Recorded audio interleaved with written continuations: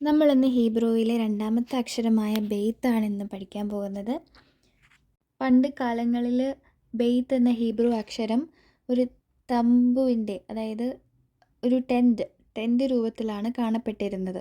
അതായത് അതിൻ്റെ പിക്ടോഗ്രാഫ് ഒരു വീടിൻ്റെ വാതിലോ മുറിയിലേക്കുള്ള പ്രവേശനം വഴിയോ പോലെയായിരുന്നു. അതാണ് ഈ ചുവന്ന നിറത്തിൽ നമുക്ക് കാണാൻ കഴിയുന്ന ഒരു പിക്ടോഗ്രാഫ് പോലെയുള്ളൊരു ഫോം. പിന്നീട് അത് വളരെ കാലങ്ങൾക്ക് ശേഷം ബ്ലാക്ക് കളറിൽ കാണുന്ന പോലെ ഒരു പ്രിൻ്റഡ് ആയിട്ടുള്ള പുതിയൊരു രൂപീകരണം വരികയാണ് ചെയ്തത്. ബെയ്ത്ത് എന്ന് പറയുന്നത് ഹീബ്രു അക്ഷരമാലയിലെ രണ്ടാമത്തെ അക്ഷരമാണെന്ന് നമ്മൾ പറഞ്ഞു.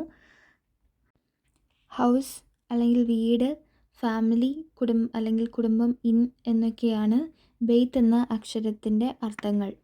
ഈ അക്ഷരം ഉച്ചരിക്കുന്നത് ബെയ്ത്ത് എന്ന് തന്നെയാണ്. ആലേഫ് എന്ന് പറയുന്നത് ദൈവമാണെന്ന് നമ്മൾ പറഞ്ഞു. ആലേഫ് ഒന്നാമത്തേതാണ്. രണ്ടാമത്തെ അക്ഷരമായ ബെയ്ത്തിനെ ആലേഫ് സൃഷ്ടിച്ചു, അതായത് ലോകത്തെ ദൈവം സൃഷ്ടിച്ചു.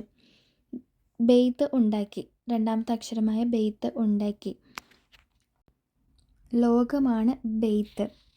ബെയ്ത്ത് എന്ന് പറഞ്ഞ വീട്, ആ ലോകമാകുന്ന വീട്ടിലാണ്, അതായത് ബെയ്ത്തിൽ ആണ് ഫാമിലി ഉള്ളത്. ഒരു ഫാമിലി എങ്ങനെ ഉണ്ടാവണം, ഫാമിലിക്ക് എന്തൊക്കെയാണ് ആവശ്യം, ഫാമിലിയിലുള്ളവർ എങ്ങനെ ഇരിക്കണം, ഫാമിലിയിൽ എന്നാൽ ആരൊക്കെ ചേർന്നതാണ് എന്നൊക്കെയാണ് ബെയ്ത്തിലുള്ളത്. രണ്ടാമത്തെ ലെറ്ററായ ബെയ്ത്തിൽ ഫാമിലി എന്നുള്ളത് വളരെ വളരെ പ്രാധാന്യമുള്ളതാണ്. ദൈവം ഫാമിലിയെ രൂപപ്പെടുത്തുന്നതിനായിട്ട് ആദാമിനെയും ഹവ്വായെയും സൃഷ്ടിച്ചു. ആദത്തിനും ഹവ്വായ്ക്കും ലോകത്തിലെ സകലതും കൊടുത്ത് ഫാമിലിയാക്കി. കുടുംബത്തിലെ സ്നേഹം, കുടുംബത്തിലെ ഐക്യത, ഒരുമനം എല്ലാം ദൈവത്തിന് എത്രമേൽ ആവശ്യമെന്ന് നമ്മൾ ബൈബിളിൽ വായിക്കുന്നുണ്ട്. ദൈവം ആഗ്രഹിക്കുന്നത് പോലെ മനുഷ്യർ ജീവിക്കുന്ന സ്ഥലമാണ്, കുടുംബമാണ് ബെയ്ത്ത്. ഇപ്പോൾ ചിത്രത്തിൽ കാണുന്നത് ഹീബ്രു അക്ഷരമായ ബെയ്ത്ത് എന്നതിൻ്റെ വളർച്ചയും രൂപപരിവർത്തനവുമാണ്. അതായത് എങ്ങനെ ബെയ്ത്ത് എന്നത് ആദ്യം ഒരു വീടിൻ്റെ പിക്ടോഗ്രാഫ് ആയിരുന്നിട്ടും പിന്നീട് പല ഭാഷകളിലൂടെ കടന്നുപോയിട്ട് ഇംഗ്ലീഷിലെ ബി എന്ന അക്ഷരവുമായിട്ട് മാറി എന്നാണ് ഈ ചിത്രം വിവരിക്കുന്നത്. ആദ്യം ഒരു ടെൻറ്റിൻ്റെ രൂപം, അതിനുശേഷം ഒരു വീടിൻ്റെ ഫ്ലോർ പ്ലാനായി ബെയ്ത്ത് രൂപപ്പെട്ടു. കാലക്രമേണ അത് ഫിനീഷ്യൻ, അറമൈക്, ഗ്രീക്ക്, ലാറ്റിൻ, ഇംഗ്ലീഷ് എന്ന ക്രമത്തിൽ യാത്ര ചെയ്ത് ബി അക്ഷരമായി മാറി.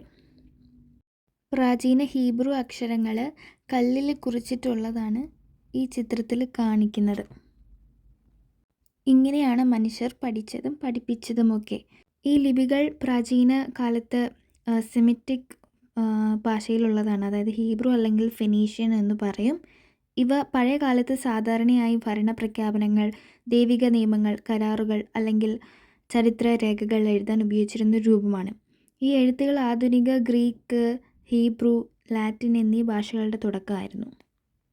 അപ്പോൾ പഴയ ഹീബ്രു അക്ഷരങ്ങളുടെ ഒക്കെ ഓരോ ഉദാഹരണങ്ങളാണ് കല്ലുകളിലൊക്കെ, അതായത് ആദ്യകാലങ്ങളിലെ രൂപങ്ങളൊക്കെ കല്ലുകളിൽ എഴുതിയിരിക്കുന്നതിനൊക്കെ ഉദാഹരണങ്ങളാണ് ഇപ്പോൾ കാണുന്നത്. ഇത്തരം രേഖകൾ ഭാഷയുടെ പരിണാമം, സംസ്കാരം, ചരിത്രം എന്നിവയെ മനസ്സിലാക്കാൻ സഹായിക്കുന്ന പ്രധാന തെളിവുകളാണ്. ഇന്നത്തെ ഈ വീഡിയോ ഇവിടെ അവസാനിക്കുന്നു. നന്ദി. ശലോം.